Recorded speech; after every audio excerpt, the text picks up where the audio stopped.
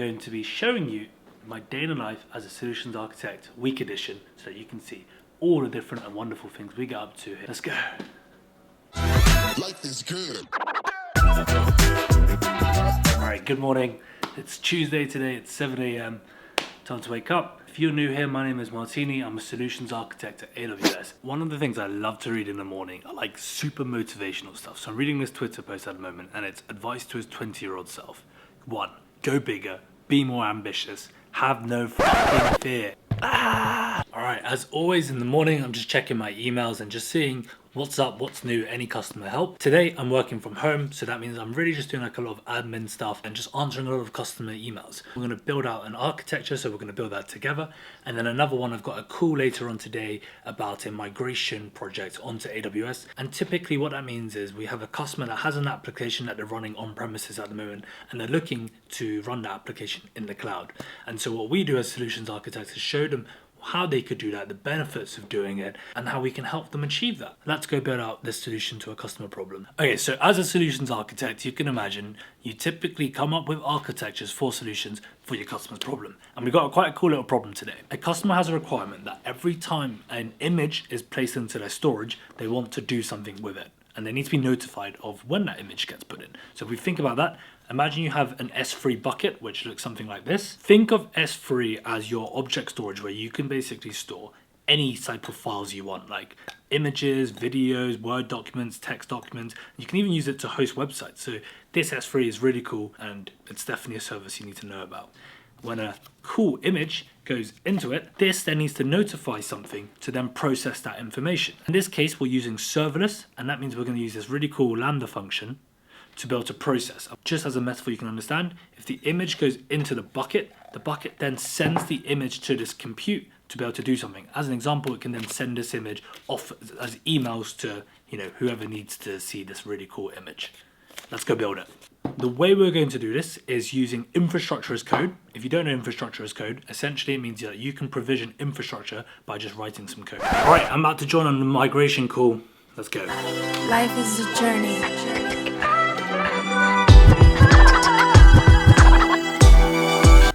So I do apologize that I can't show the actual call because obviously it's confidential, but the key to being a good solutions architect at AWS is to really understand what the customer requirement is and then to understand how AWS can help that customer solve that requirement. That's the key. Life is a journey.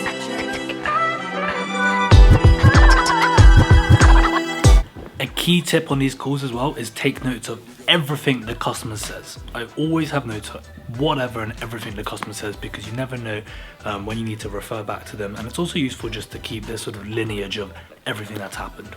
Just finished the call. I think it went really well. There's some next steps, which is always good from one of these customers' call, and now I'm pretty hungry, so we're gonna go get some lunch.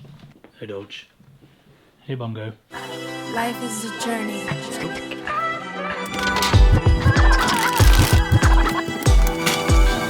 Here we go.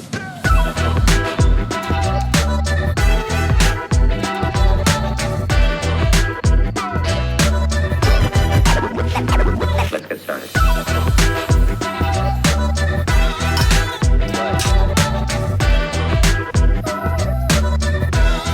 Life is good.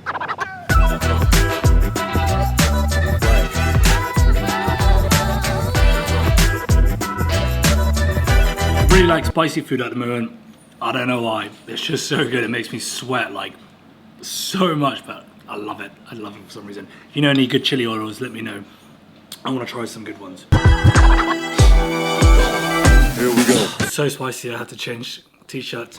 Alright, so I got a little bit sidetracked because I had to context switch to some other stuff, but we're going to go back to that application that I said I was going to build. Look how cute these little 3D printed Lambda functions are. Think of why this could be useful in like a real use case. So as an example, when your storage changes or your file changes, like for example you upload new photos, you may then want to go do something. This is how you do that. So let's check it out. So for those who don't know what AWS CDK is, this is what AWS CDK is. Define your cloud application resources using familiar programming languages. It's really good. It is genuinely really useful, and I find it way easier than going around in the console to do stuff. Let me show you how it actually looks like. You write CDK as code. Currently I'm using TypeScript.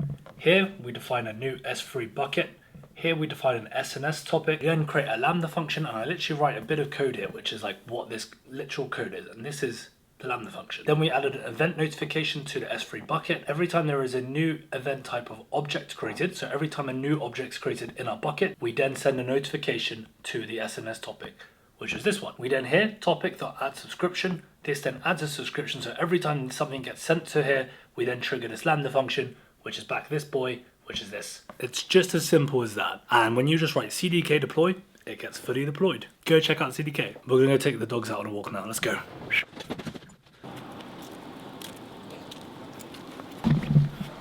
It's so dark in the UK now, like it's crazy. Look at how dark it is. Do you see that random patch of light there? What is that? Is it the gateway to the cloud? Strange. Alright, so that was quite a good admin day today. I think we learned a few things like doing some migration calls and looking at CDK, which is super cool. So check in tomorrow for the next day in the life. Life is good.